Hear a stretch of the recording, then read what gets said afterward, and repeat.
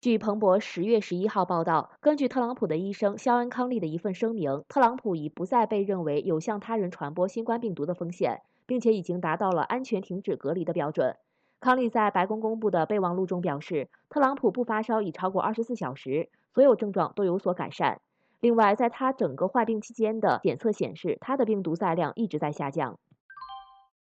纵向新闻报道，据国务院第7次全国人口普查领导小组办公室公告，10月11日至12月10日期间，我国第7次全国人口普查正式开展入户工作。此次普查将以2020年11月1日0时为标准时点。公告明确，第7次全国人口普查的普查对象为普查标准时点在中华人民共和国境内的自然人以及在中华人民共和国境外但未定居的中国公民。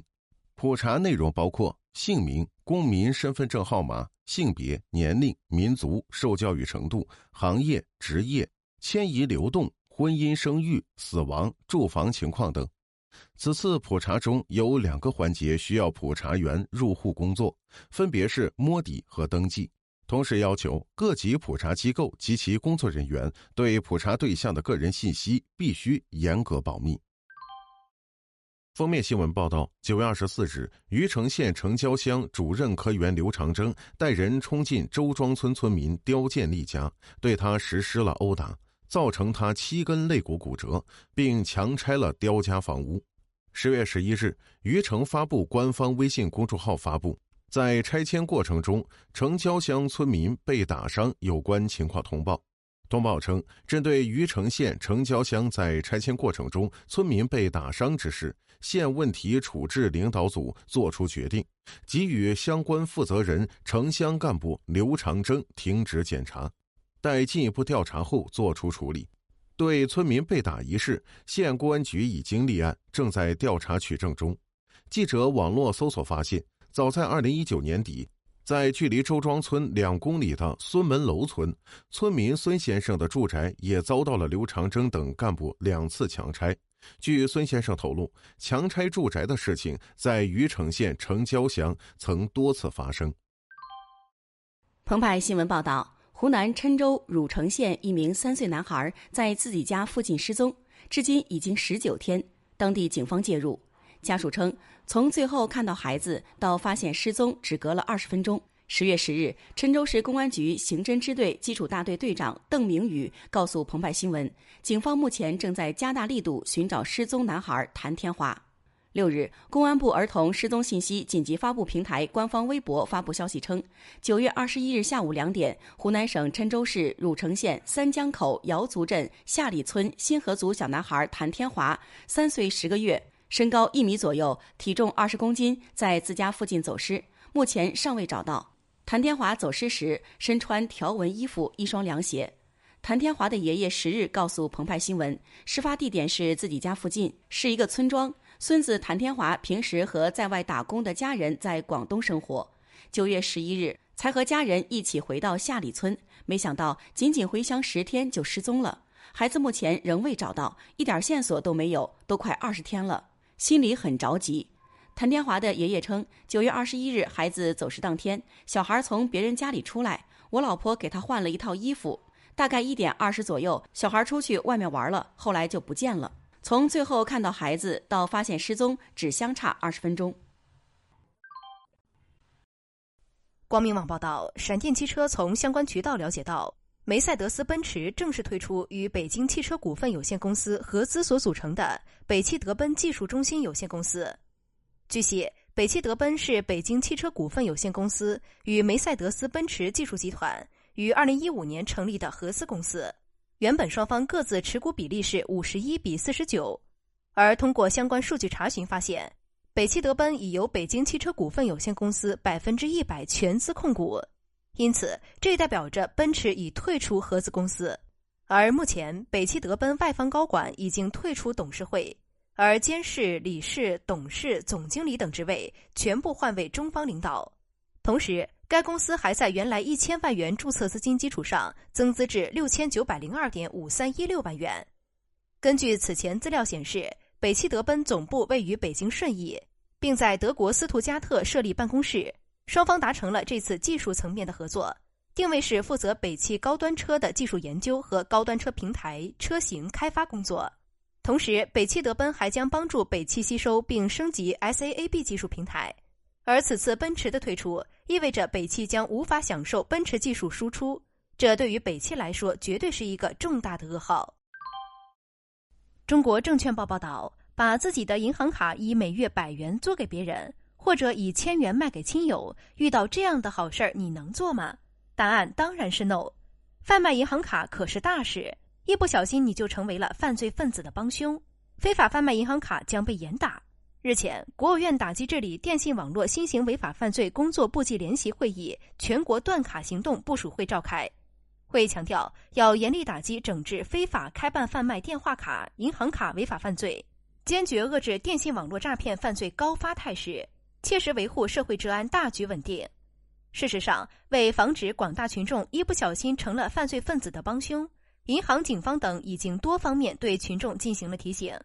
买卖银行卡是违法违规行为，出售银行卡有风险，出租、出借、出售和购买银行卡会受到惩戒。多地警方提醒广大人民群众一定要提高法律意识，严禁出租、出借、出售自己的身份证、电话卡、银行卡，自觉维护好用卡秩序，切勿触碰法律底线。红星新闻报道，近日江西赣州8旬老人彩票中奖1000万余元后，第2年自杀身亡。二儿子称哥哥不满分配造谣生事。老人长子郭某东告诉记者，2018年10月，父亲购买福利彩票中奖1195万，税后957万。二弟郭某利让父亲不要把中奖一事告诉其他兄弟姐妹，劝说父亲拿钱理财吃高额利息。2019年3月起，二弟每月给家庭成员派发家庭福利。今年年中，父亲独自坐火车回到江西老家。7月，民警在一处山体上发现父亲遗体，排除他杀。郭某东称，二弟郭某利曾在多家银行转存钱款，但无法出示相关理财凭证，其怀疑父亲得知彩票款被骗自杀。郭某利告诉澎湃新闻，父亲中奖后，自己系按父母指示给其他兄弟姐妹派发利息，不存在诈骗父亲中奖款项。母亲在父亲过世后拟定遗产分割方案，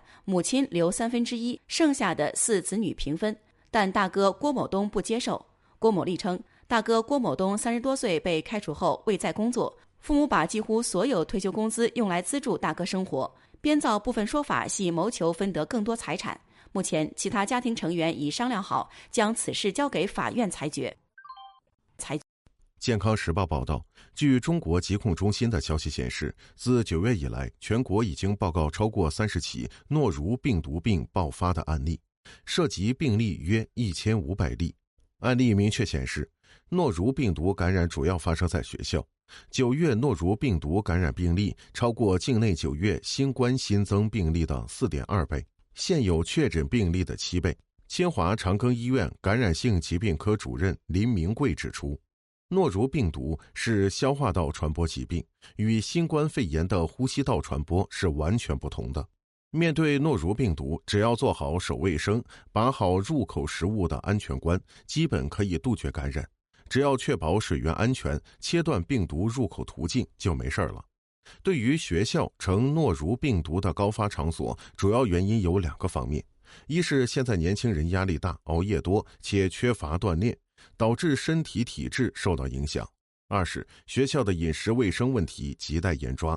林明贵表示，诺如病毒病绝大多数预后效果良好，大家不必恐慌，少吃或不吃地摊食品，选择卫生安全的用餐场所。中国天气网消息，10月10日至12日，冷空气将继续在我国北方发威，给西北、华北、黄淮以及东北地区带来明显大风降温天气。下周前期多地气温将创立秋后新低，14日前后东北最低气温或将跌至冰点，南方下周后期也将受冷空气影响，迎来明显降温。我国长江以北的大部地区将自西向东先后受到一股冷空气的影响，出现大风降温天气，其中西北地区东部、内蒙古地区、华北、东北地区、黄淮等地气温将先后下降4到6度，局地8度左右，并伴有4到5级风，阵风6到7级。北京日报客户端报道，据漳州古雷港经济开发区管委会官方微博消息，解放军某部定于2020年10月13日至17日在古雷半岛东侧海域进行实弹射击，警戒区域为红屿、横屿与周边海域，北至六鳌半岛大尖山礁，西至沙洲岛，南至横屿以南10公里，东至横屿以东12公里。坐标 A 点23、48、35N。117、40、35亿，海 B 点23、56、50N， 117、48、00亿，海 C 点23、52、50N， 117、53、10亿，海 D 点23、44、30N， 117、45、40亿。4点连线水域范围内，请警戒区域内的渔船人员务必于10月12日15点前撤离。实弹危险，生命可贵，造成不便，敬请谅解。北京日报客户端报道，据法新社华盛顿10月8号报道，美国总统特朗普8号罕见地对2名最坚定的助手国务卿麦克·蓬佩奥和司法部长威廉·巴尔提出了批评。报道称，特朗普在接受美国福克斯商业新闻电视台电话采访时非常恼火，要求上述2名政府成员对前任奥巴马政府的人员采取行动。特朗普因确诊感染新冠病毒而被迫暂停了巡回选战活动。特朗普说，蓬佩奥应该设法公布2016年民主党总统候选人希拉里·克林顿的电子邮件，这是攻击希拉里在担任国务卿期间使用私人电邮服务器的共和党活动人士长期以来的目标。对此，蓬佩奥本周五作出回应，他表示，他和他的办公室正努力在11月3号总统大选投票日之前公布希拉里·克林顿的相关电子邮件。蓬佩奥称，我们将把这些信息公之于众，让美国民众看到它。我们正在尽可能快地做到这一点。他还强调，此次信息公布将保护我们需要保护的情报来源。希拉里在担任美国国务卿期间，曾通过私人邮件服务器发送大量工作邮件，这一事件也被称为邮件门。在2016年美国大选期间，特朗普就曾积极利用邮件门攻击希拉里，要求把希拉里抓进监狱。新华社报道，据美联社近日报道，在火星南极之下一个大型地下湖的旁边可能存在一个延迟网络，这意味着火星上可能存在会游泳的小型生命。意大利科学家当天报告了他们的发现，2年前他们发现了一个大型地下湖，他们将研究范围扩大了几百英里，使用了更多来自欧洲航天局火星快车探测器上一个雷达水深测量仪的数据。这项最新研究发表在《自然天文学》杂志上。科学家们在这项研究中提供了有关这个地下盐湖的进一步证据。盐湖估计有12至18英里，20至30公里宽，埋藏在冰冻地表下1英里1.5公里的地方。更吸引人的是，他们还在这个湖的周围找到了3个规模较小的水体，这些池塘大小不一，同大湖是分开的。报道称，大约40亿年前，火星像地球一样温暖湿润，但后来这颗红色星球变成了今天这样贫瘠干燥的世界。山东商报报道，近日，济南市民尹先生反映，他在中铁置业集团济南有限公司开发的中铁城小区买的别墅，在今年7月份交房时，发现墙里有泡沫塑料、房屋漏水、移位等情况。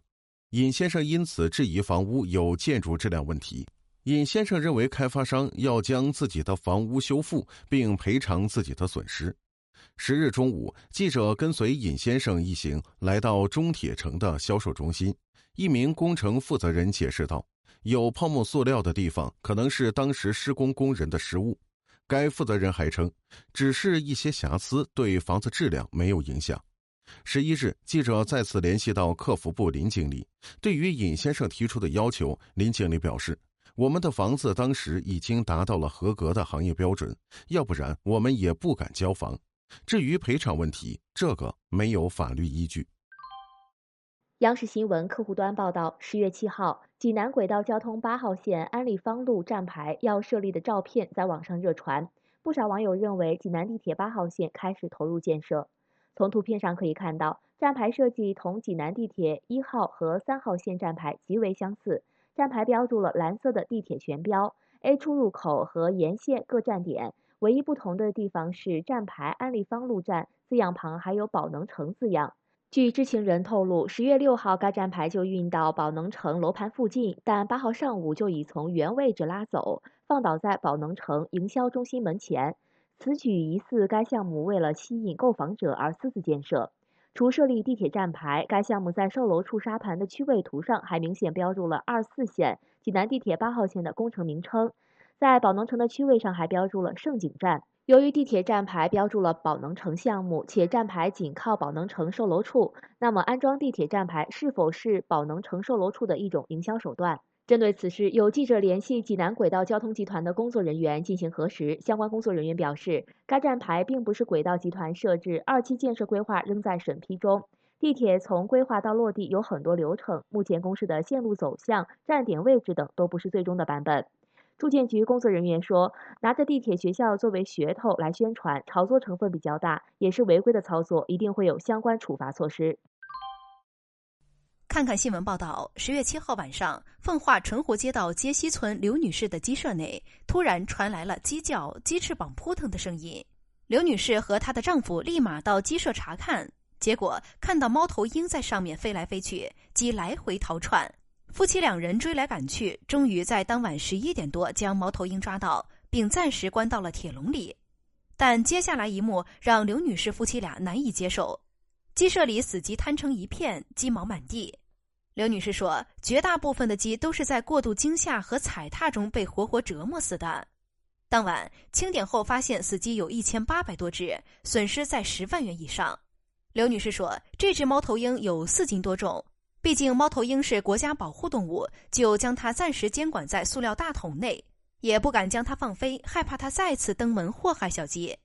第2天，刘女士联系了林业部门，工作人员赶到现场，对死亡鸡的数量做了详细登记，并表示需要将死鸡进行埋葬处理，随后将猫头鹰带走。法制现场报道，近日，上海市公安局浦东分局南码头路派出所接到市民沈女士报警，她在网上结识了一位投资分析师，在对方推荐下下载了一个虚拟币投资 APP。沈女士起初投资了10几万元人民币，经过简单操作赚了2800元美金。随后，沈女士陆续追加投资，达到了790余万元。然而，当她想要提现时，却发现该平台已经无法打开，投资分析师也联系不上了。她这才发现自己中了圈套，立即报警。接报后，结合多方线索，警方最终在重庆市一工业园区内发现了犯罪团伙的踪迹，一举捣毁了该诈骗窝点。民警通过对犯罪嫌疑人审讯，抽丝剥茧解开了整个虚拟投资平台的诈骗套路。不法分子打着投资虚拟币的幌子，伪造 Heist 虚拟货币交易平台进行诈骗，让一些人误以为投资有了丰硕的回报，继而吸引更多人入场。实质上，这些虚拟货币的价格都是被诈骗团伙控制的，货币数量也是虚无缥缈的。浦东警方提醒投资者，对所谓超高收益的投资务必要保持戒心，不要被暂时的高收益所迷惑。新闻在线报道，不知道大伙有没有看过电影《床下有人》，听着怪瘆人的。10月8日凌晨，南宁的于女士就遭遇了现实版《床下有人》。在南宁市沿海大道上的一栋私人公寓，于女士向记者讲述了2天前她遭遇的惊魂事件。于女士说，10月7日晚上11点左右回到家，之后一直在家里做网络直播，到8日凌晨3点左右。到了5点左右，于女士突然听到床底传来手机响动的声音，她打开手机电筒往床下照射，结果发现床底下有个人，还对我说：“我是你的粉丝，我喜欢你很久了。”随后，于女士拨打了110。那么，这名男子是如何进入于女士的房间的？于女士猜测，平时她和粉丝互动曾透露过自己的具体住址，而她在7日下午3点曾出门晒被子，当时没有反锁房门，男子应该是在那个时候溜进了房间。警方提醒大家，对于开放性的手机直播软件要保持警惕，不要轻易将自己的行踪暴露在这类视频平台以及一些社交软件中。21世纪经济报道，近日一篇1个月前的旧闻，一部手机失窃而揭露的窃取个人信息、实现资金盗取的黑色产业链，突然在朋友圈重新出现且刷屏，到底怎么回事？该文作者老骆驼自称信息安全专家，自述因手机失窃、SIM 卡挂失失败，遭遇手机黑产，在支付宝、美团、京东、财付通、苏宁金融、百度等多个平台被伪冒开户的经历。据分析，该案件中，由于该用户没有及时挂失 SIM 卡，犯罪分子在偷盗手机后，将手机中的 SIM 卡取出来后，专门用于接收各类平台发送的短信验证码。此外，犯罪分子通过其他平台非法盗取用户信息，并在多个平台上伪冒开户实施盗刷。其实早在当时，支付宝相关部门人士已经回应称，黑产没有在支付宝里套到任何钱和信息，也并未突破人脸验证。9月11号，老骆驼再次发文，盗窃手机盗刷银行卡黑色产业链案件之后续进展。在该文中，他说，在今天下午，事件中涉及的几家支付公司都积极联系到我，美团的贷款记录消除了。苏宁金融把我们损失的几千都赔付了。由于美团贷款的记录消除，实际上还导致苏宁金融赔付金融比它造成的损失多了300元，已经联系苏宁金融进行退款。银联云闪付的赔付也已打电话通知取消。对于赔付金额，该还我们的1分都不能少，但多的我们也1分不多要。平安北京消息，10月8日晚，有网友发微博反映有私家车被张贴违章停车提示单，要求车主向支付宝某账户转账，否则便将违法停车信息向北京交警随手拍平台举报。针对此情况，朝阳警方迅速开展调查，于10月9日12时许将犯罪嫌疑人徐某，男，56岁抓获。经查，10月8日19时许，在朝阳区建国门外某地，徐某将自制的违章停车提示单张贴在路边停放的汽车车窗上，提示单上称向支付宝某账户捐款100元，便终止举报。徐某利用车主担心被处罚的心理，要挟向其支付宝账户转账，意图非法牟利。目前，该人已被朝阳公安分局依法刑事拘留，案件正在进一步工作中。扬子晚报报道，近日，26岁辽宁女孩在留下签字遗言后失联。她最后的行踪是9月29日到达峨眉金顶，此后消息全无，一连失联多日，令人揪心。有报道称，该女孩9月29日在社交媒体发了一篇长文，和家人朋友进行了告别。随后，她真的失联了。尽管相关工作人员表示，辽宁女孩如今身在何处仍不清楚，相关搜寻工作仍在继续。就在辽宁女孩下落不明，峨眉山又传出，在10月8日，22岁女孩小陈坐在开往峨眉山的火车。次日凌晨，她的朋友收到其定时说说，如果这条说说发出去了，那我可能真的已经死了，对不起。10月9日上午，树洞救援团发起人黄志生教授在团队群里呼叫当地志愿者发起救援。9日傍晚6点多钟，记者获悉，经过搜救，已经确认这个不幸的姑娘跳崖自尽。很遗憾，我们知道的太晚了，现在已经确认这个女孩永远的离开了。黄志生告诉记者，最初接到这一救援请求是来自一个抑郁症患者网络社区的主持人，树洞救援团立即参与寻人。很遗憾，在不到1天的时间内就接到了噩耗，当时女孩小陈已经跳崖身亡。